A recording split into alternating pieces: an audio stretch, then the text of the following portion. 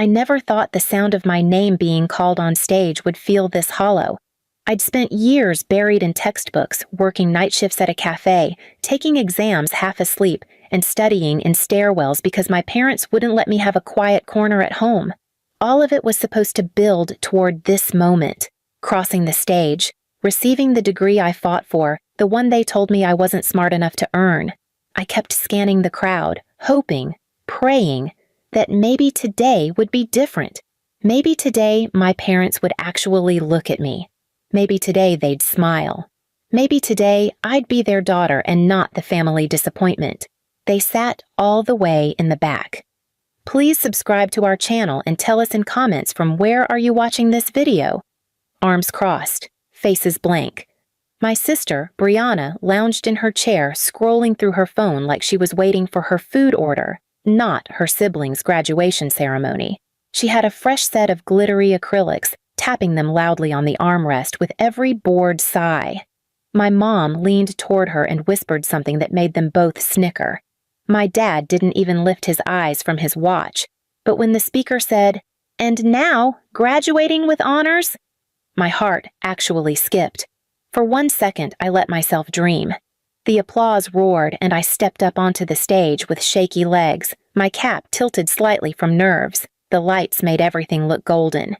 I searched the back row again, hoping to see some sign of pride. Instead, my dad looked annoyed, like he was waiting for a bus that was late. My mom reached into her purse and handed Brianna a coupon. "Your appointment is at 3. Don't let her drag this out." I pretended not to hear it. I walked across the stage, smiled at the dean, shook hands, felt the weight of the diploma folder in my fingers, and told myself, this moment is mine.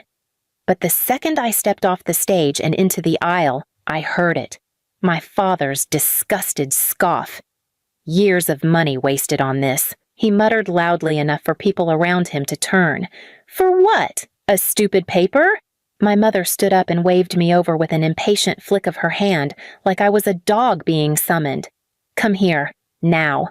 I felt every eye in the auditorium shift toward us. Graduates with proud parents, families hugging, people crying, people laughing. My stomach twisted itself into a knot. When I reached them, Brianna didn't even look up. "Can we go? My nails take 2 hours. If I miss the slot, I'll scream." Dad glared at me. "Why'd you let them call your name so late? We don't have time for this." "Dad," I whispered, "I can't control when they call names." He stood so fast the chair behind him rattled. Then he slapped me. The sound echoed louder than the applause from moments ago. Several people gasped. A woman near us dropped her program. My cheek burned instantly, but the humiliation stung even worse. Mom stepped forward and slapped the other side of my face. Not as hard, but with sharp precision, like she wanted the marks to match. "You embarrassed us," she hissed, dragging this stupid ceremony out like anyone cares. I felt my throat close. "I graduated with honors." Brianna laughed, eyes still on her phone. "Honors? Cute. So what? Nobody cares, Maya. I got my nail tech to squeeze me in, but now we're late because of you."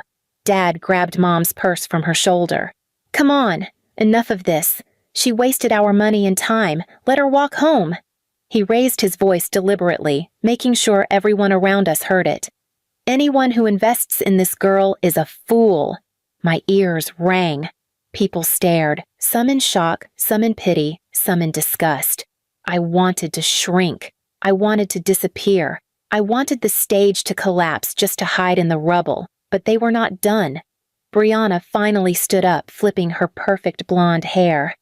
"Mom, Dad, let's go. I need my nails redone.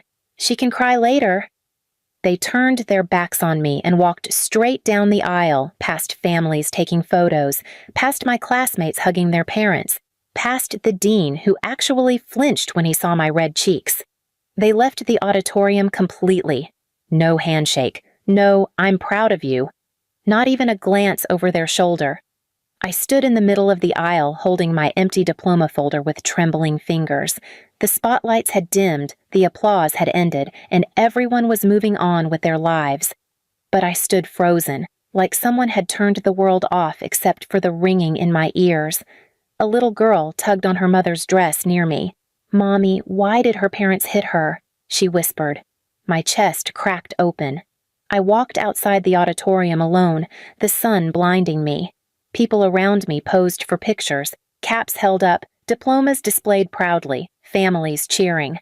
I sat on a stone bench near the courtyard fountain, gripping the folder so hard it bent. My phone buzzed with a message from my mom. "Don't come home crying. You brought this on yourself." Then another from Dad. "Find your own ride." And one last message from Brianna. "If my nails get ruined because of you, I swear." I stared at the screen until it blurred. I had fought for this degree through exhaustion, through doubt, through years of being treated like I didn't exist, and they still found a way to ruin the one day that wasn't supposed to be theirs. But the thing that hurt the most? Not the slaps, not the humiliation. It was the realization that no matter how hard I worked, no matter what I achieved, they would never see me as anything but a burden. It was then, sitting alone in the courtyard with my face throbbing, that something inside me snapped so quietly it felt like the most dangerous sound in the world. A calm, cold certainty settled in my chest. They thought leaving my ceremony was power. They thought slapping me was control. They thought humiliating me would break me. They had no idea what they'd just started, because while they walked out proudly for a nail appointment, I walked into the beginning of something they would never forget, something they didn't see coming, something they were going to regret. And it all began right there, in the sun, in silence, with a diploma I earned alone. I didn't go home right away. I walked around campus with my gown tucked under my arm, trying to keep my breathing steady. My face still stung from the slaps, and every time someone glanced at me, I felt that heat crawl up my neck again. I kept telling myself I should be proud, that I earned this degree with nothing but my own effort. But pride is hard to feel when the last thing your parents said to you was that you wasted their money and time. By the time I got to the parking lot, the sun had started dipping behind the buildings. Students were taking photos with their families, laughing so loudly it made my chest ache. I passed a group holding "Congrats" balloons. One girl hugged her dad and sobbed into his shoulder. Her father kept repeating, "I'm so proud of you." I slipped past them quickly before I cried again. When I reached for my car keys, I remembered I didn't have a car. I'd sold mine to pay for my last semester. So I waited for the bus. My cap hung from my hand. The diploma folder was bent from being squeezed too tightly, and in the fading light, I felt completely, utterly alone. My phone buzzed. Dad, don't even think about getting a ride from us. Mom, when you come home, act normal. Your sister's upset. Brianna, Mom said not to bother us. My nails are ruined, BTW. Thanks a lot. Act normal. Like being slapped in public wasn't supposed to hurt. Like being abandoned wasn't supposed to matter. When I finally got home, their car wasn't in the driveway. They were still out, probably eating dinner while Brianna showed off her fresh nails and complained about nothing. The house was dark except for the living room lamp. I placed my diploma on the table and took a deep breath, hoping maybe the silence would calm me. It didn't. The calm was short-lived anyway. The front door swung open 30 minutes later. Mom walked in first with several shopping bags, followed by Brianna waving her hands in the air dramatically to dry her nails. Dad stomped in last, irritated by something he was muttering under his breath. The moment they saw me in the living room, Brianna groaned loudly. "Oh my God, she's still wearing the gown! Mom, tell her she looks desperate!" I stood up. "I just wanted one picture. Just one family picture, that's all." Dad scoffed. "We're not doing that." Mom set her bags down. "Why would we take a photo to remember a day you ruined? You dragged the ceremony out for no reason." "I didn't drag anything out," I whispered. "Names are called in order." Brianna rolled her eyes so hard it looked painful. "Stop talking. You're giving me a headache." I pressed my fingers against the edge of the table to stop my hands from shaking. I worked for years. I did this alone. It would mean something to me if... Dad stepped toward me with that look he always had, the one that said I was a burden just for existing. "You think we're celebrating you? You think this is something worth remembering?"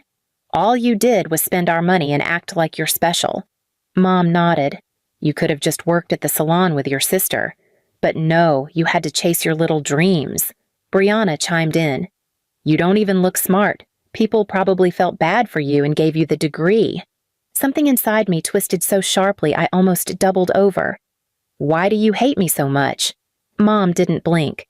"Because you make everything harder," Dad added, "and because you never learned to be useful." My throat closed. "I've been working 2 jobs." "Don't talk back," he snapped. Then something unexpected happened, something that shifted the whole atmosphere of the room.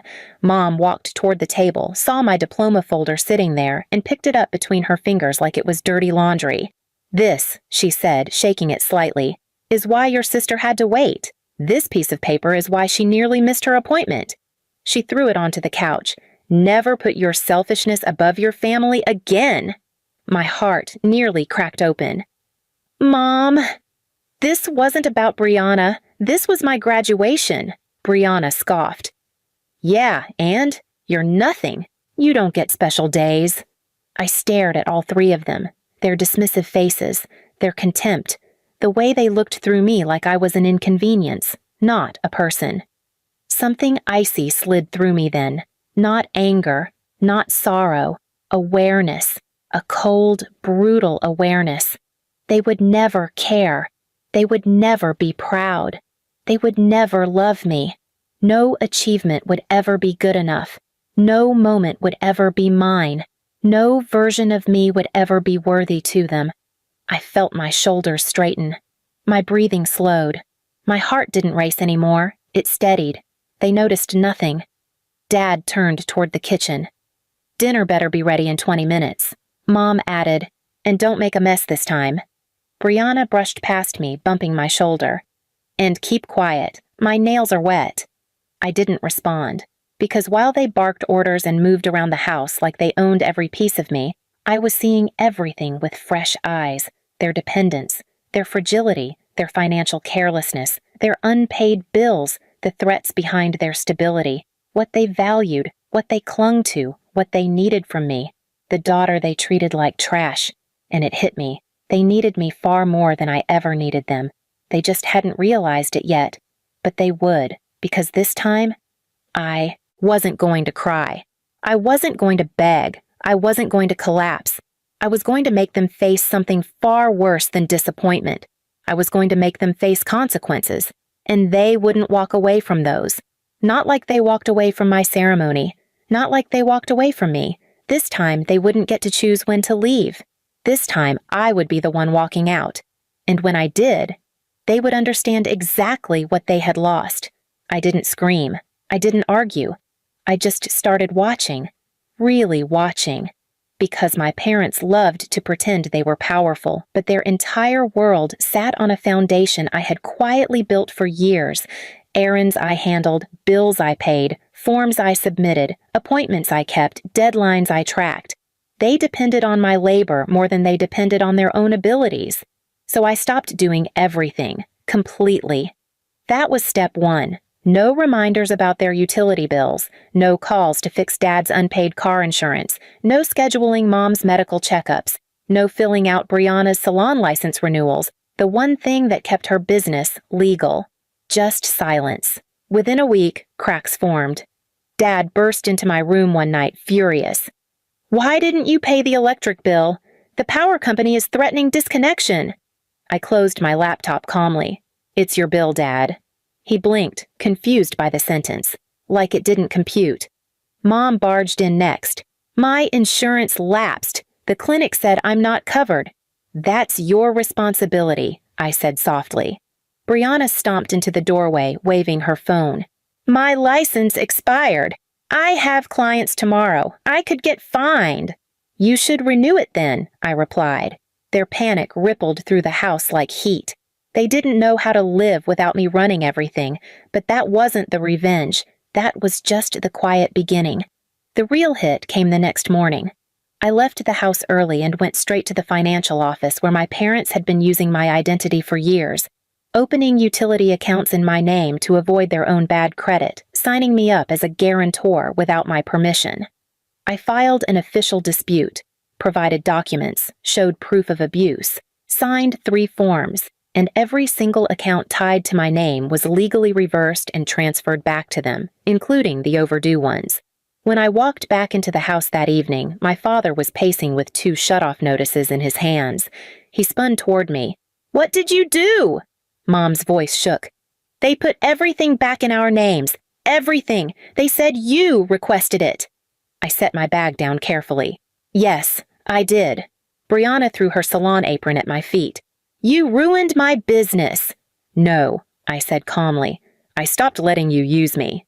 Dad grabbed a shutoff notice and shoved it inches from my face. "We can't afford this. They want full payment." "That's not my problem," I said. It was the first time in my life I had ever said those words to them. Mom sank onto the couch, face pale. "Maya, please, fix this. Just fix it." The begging, the thing they swore they would never do, began right there. Brianna's voice cracked. "Maya, I'm serious. I'll lose my clients. Just renew my license for me." "No," I said again, steady, unshaking. "You walked out of my graduation for a nail appointment. Handle your own life." Dad stepped closer, but this time he didn't raise his hand. He couldn't. He needed me. Completely. "We'll do better," he muttered. Just undo this." I grabbed my diploma folder from the table, the one they discarded so easily, and headed for the door. "You don't get to ask me for anything ever again," I said quietly. "You made your choice at my ceremony." Dad's voice dropped to a whisper. "Don't leave us with this. Please." The word please sounded foreign in his mouth. I opened the front door. "You should have thought about that before slapping me in front of a crowd," I said. Then I stepped outside. I didn't slam the door. I didn't look back. Behind me, I heard Brianna start sobbing, Mom shouting in panic, Dad cursing desperation into the air. All 3 scrambling, arguing, drowning under the weight of responsibilities they had dumped on me for years, and for the first time in my life. They were the ones left behind. Please subscribe to our channel and tell us in comments from where are you watching this video.